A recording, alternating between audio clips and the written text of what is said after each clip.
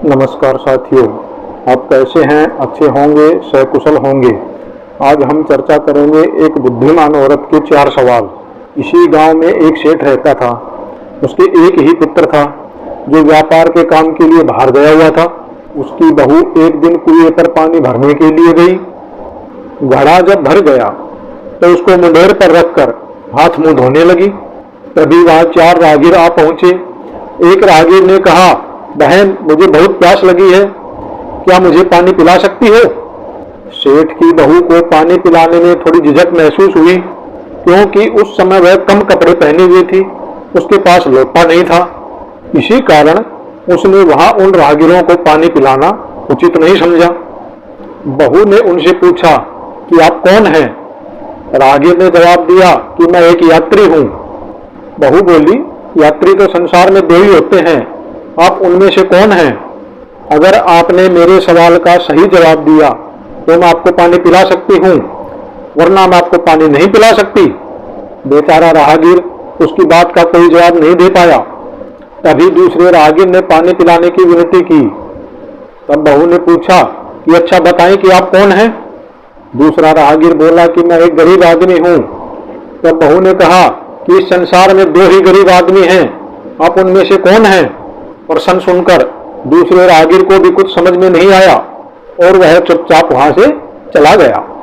तब तीसरा राहगीर बोला, बहन, मुझे बहुत प्यास लगी है, मुझे पानी पिला सकती हो? तब बहू ने पूछा कि आप कौन हैं? तो राहगीर ने जवाब दिया कि मैं एक अनपढ़ गंवार हूँ। यह सुनकर सेठ की बहू ने पूछा कि भैया, इस संसार में अनपढ़ गंवार तो 2 ही हैं, आप कौन से हैं? बेचारा तीसरा राहगीर भी कुछ नहीं बोला और वह भी चुपचाप वहां से चला गया। अंत में चौथा राहगीर बोला, बहन, मुझे बहुत प्यास लगी है, कृपया मुझे पानी पिला दो। प्यासे को पानी पिलाना तो पुण्य का काम है। सेठ की बहू बहुत चतुर थी। उसने चौथे राहगीर से पूछा कि आप कौन हैं? तब राहगीर बोला, बहन, मैं तो बड़ा ही मूर्ख हूँ। सेठ की बहू ने कहा, संसार में 2 ही मूर्ख होते हैं, आप कौन से हैं? वो भी बेचारा उसके प्रश्नों का उत्तर नहीं दे पाया। वो चारों बगैर पानी पिए ही वहां से जाने लगे। तब सेठ की बहू बोली, यहाँ से थोड़ी दूर मेरा घर है, आप वहां चलिए, मैं आपको पानी पिला दूंगी। चारों राहगीर उसके घर की तरफ चल दिए। सेठ की बहू ने अपना घड़ा उठाया और छोटे रास्ते से अपने घर पहुंच गई। उसने घड़ा वहीं रख दिया और अपने कपड़े ठीक तरह से पहन लिए। वे चारों राहगीर उसके घर पहुंच गए। सेठ की बहू ने उनको गुड़ दिया, पानी पिलाया। पानी पीने के बाद वो राहगीर अपने रास्ते चल दिए। सेठ उस समय घर में एक तरफ बैठा यह सब देख रहा था। उसको बड़ा दुख हुआ। वह सोचने लगा कि इसका पति तो व्यापार करने के लिए बाहर गया हुआ है और ये जरूर उसकी गैर हाजिरी में पराये मर्दों को अपने घर बुलाती है और उनके साथ हंसती बोलती है। इसे तो मेरा लिहाज भी नहीं है। यह सब देखकर अगर मैं चुप रह जाता हूं तो इसकी हिम्मत और बढ़ जाएगी। मेरे सामने ही इसे बोलते शर्म नहीं आती, तो मेरे पीछे से पता नहीं क्या क्या करती होगी। कोई भी बीमारी अपने आप ठीक नहीं होती, उसके लिए वैद्य के पास जाना ही पड़ता है। क्यों न इसका फैसला राजा पर छोड़ दूं? यही सोचता हुआ वह सीधा राजा के पास जा पहुंचा और अपनी परेशानी बताई। सेठ की बातें सुनकर राजा ने बहू को बुलाने के लिए सिपाही भेजे और उनको आदेश दिया कि उसको तुरंत राजसभा में उपस्थित किया जाए। राजा के सिपाहियों को अपने घर आते देखकर उस सेठ की पत्नी ने अपनी बहू से पूछा कि क्या बात है? बहू रानी, क्या कहीं पर किसी से कोई कहा सुनी हुई थी कि उसकी शिकायत पर राजा ने तुम्हें बुलाने के लिए सिपाही भेज दिए? बहू ने सास की चिंता को दूर करते हुए कहा कि नहीं माँ, मेरी किसी से कोई कहा सुनी नहीं हुई, आप चिंता ना करें।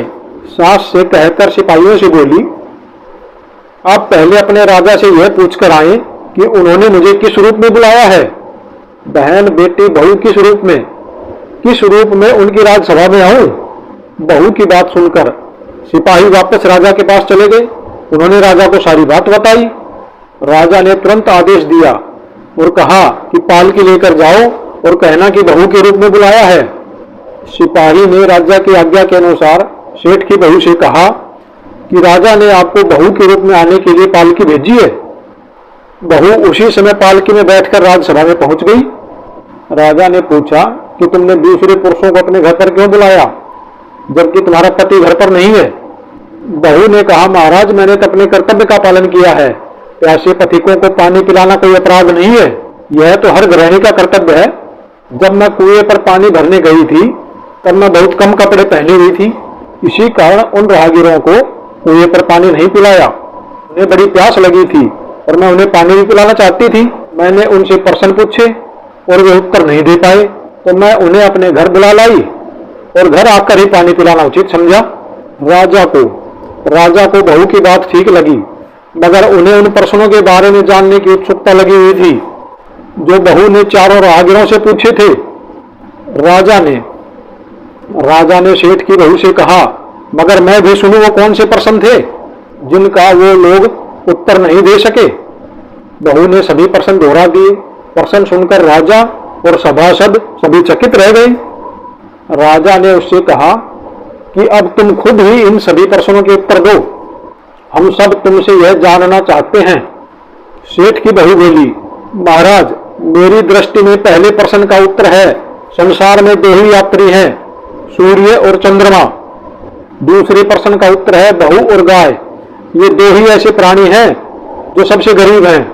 तीसरे प्रश्न का उत्तर सुनाती हूँ, महाराज हर इंसान के साथ हमेशा अनपढ़ गवानों की भांति जो चलते रहते हैं वो है भोजन और पानी। चौथे आदमी ने कहा कि वो मूर्ख है। तब मैंने उनसे कहा कि मूर्ख तो दो ही होते हैं, तुम उनमें से कौन से मूर्ख हो? तो वह उत्तर नहीं दे पाया। इतना कहकर वह चुप हो गई। राजा ने बड़े आश्चर्य से पूछा कि क्या तुम्हारी नजर में संसार में दो ही मूर्ख हैं? हाँ महाराज, सेठ की बहू बोली। तब बहू बोली, महाराज अगर मेरी जान बख्श दी जाए तो मैं इसका उत्तर दे सकती हूँ। राजा को बड़ी उत्सुकता थी ये जानने के लिए कि दो मूर्ख कौन से हैं। राजा ने कहा कि तुम निसंकोच होकर कहो, तुम्हें कोई हानि नहीं पहुंचाई जाएगी। सेठ की बहू बोली, महाराज इस समय मेरे सामने केवल दो ही मूर्ख हैं। फिर ससुर जी की ओर हाथ जोड़कर कहने लगी कि पहले मूर्ख तो मेरे ससुर जी हैं, जो पूरी बात जाने बगैर ही बहू की शिकायत लेकर राजा के पास पहुंच गए। अगर इन्हें शक हुआ भी था तो पहले मुझसे ही पूछ लेते, मैं खुद ही इन्हें सारी बात बता देती। इस प्रकार घर परिवार की बेइज्जती तो नहीं होती। ससुर जी को अपनी गलती का एहसास हो गया। उसने बहू से तुरंत माफी मांगी। तब राजा ने पूछा, अब बताओ दूसरा मूर्ख कौन है? तब बहू ने कहा, दूसरा मूर्ख इस राज्य का राजा है, जिसने बहू की मान मर्यादा का जरा सा भी ख्याल नहीं किया और बगैर सोचे समझे बहू को राजसभा में बुला लिया। बहू की बातें सुनकर पहले तो राजा को क्रोध आया, मगर दूसरे ही क्षण बहू की बातें उसके समझ में आ गई। समझ आ जाने पर राजा ने उसकी चतुराई और ईमानदारी की प्रशंसा की, उसको ढेर सारा इनाम दिया और पूरे सम्मान के साथ विदा किया और पालकी में ही बैठाकर उसे घर तक पहुंचाया। राजा ने उसके ससुर को भी आदेश दिया कि भविष्य में बगैर सोचे समझे ऐसी हरकत कभी नहीं करेंगे। तो साथ ही इस कहानी से आपको क्या शिक्षा मिली कमेंट में जरूर लिखें और ज़्यादा से ज़्यादा शेयर और लाइक करें। अगर आप हमारे चैनल पर पहली बार आए हैं तो सब्सक्राइब जरूर करें ताकि आने वाला हमारा वीडियो आप तक आसानी से पहुंच जाए। धन्यवाद। जय हिंद।